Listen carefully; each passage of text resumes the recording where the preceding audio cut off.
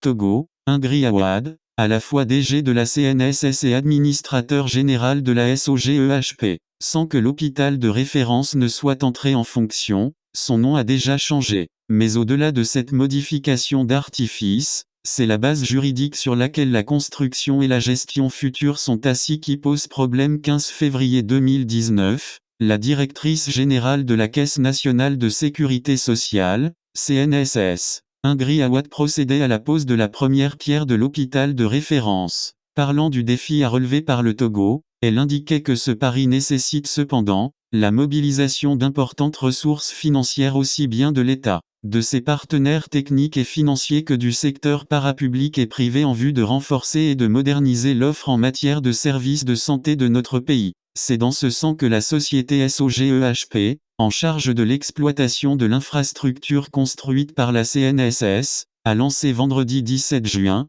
une opération d'ouverture de son capital couplée à une levée de fonds, indique le site Togo First qui précise, concrètement, 10 000 actions au coût unitaire de 1,5 million FCFA sont mises en vente afin de mobiliser un total de 15 milliards FCFA. Les ressources qui devraient être levées s'ajouteront aux 10 milliards d'apports de la CNSS et aux 10 millions FCFA de capital de base de la SOGEHP. Mais cette opération est-elle conforme aux pratiques? Au commencement, des actions de 10 000 FCFA. Au commencement, était une société anonyme unipersonnelle dénommée SOGEHP créée seulement le 17 janvier 2019. Au centre des formalités des entreprises, voici ce qu'on trouve. Société de gestion hospitalière, SOGEHP SAU, société anonyme unipersonnelle avec administrateur général, au capital de 10 millions de FCFA. Son objet social, la société a pour objet en République togolaise,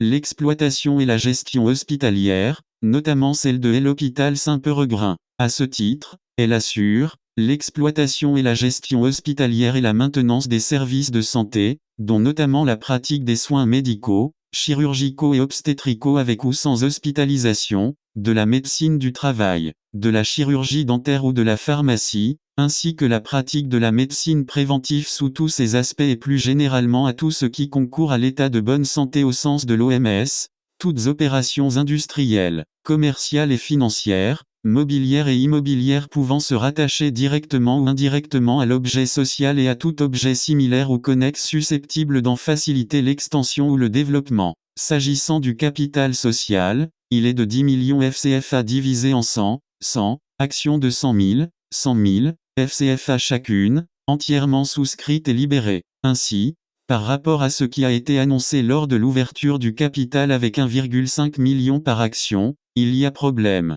De l'administration de la SOGEHP, il aussi était question. Ainsi, il est dit que la société est gérée et administrée pour une durée indéterminée par Madame Awad Ingri Atafeinam, administrateur général. Or, on a appris que la CNSS a confié à la SOGEHP la gestion de l'hôpital via un contrat d'affermage. Et quand on sait que l'administrateur général de la SOGEHP et le directeur général de la CNSS sont une seule et même personne, Ingri Awad, on se demande si on n'est pas en face d'une situation de juge et partie. Comment Ingri Awad peut-elle suivre la gestion d'Ingri Awad en étant directeur d'une société ayant confié par affermage une autre société à elle-même et dont elle est également administrateur? Sur le plan juridique, la société anonyme unipersonnelle ouvre l'actionnariat à d'autres. Conservera-t-elle son statut unipersonnel toujours, ou bien une adaptation sera-t-elle effectuée dans ce sens? Un changement de nom ringard que les autorités se réveillent et réalisent qu'un nom plus authentique serait mieux pour désigner cet hôpital, est à louer.